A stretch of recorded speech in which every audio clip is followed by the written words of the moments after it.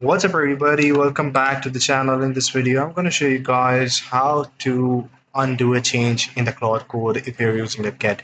So this is the get menu, this is the Claude Code opened up. I'm going to perform an action and then I will ask it to undo it. So I'm going to start typing here.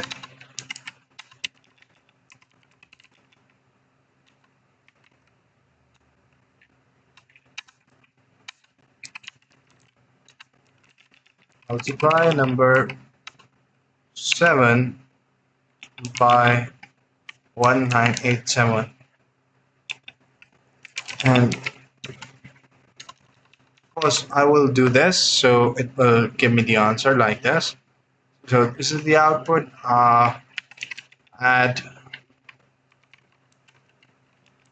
in the result. Now I want to rewind, I want to undo this. So what I will do is to use the slash command and then type in rewind.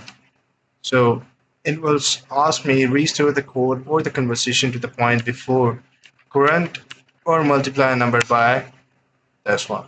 So I'm going to go ahead and restore the conversation and you will see that we are still here. So this is how you guys can undo a command, simple and basic way. Take care. Bye bye.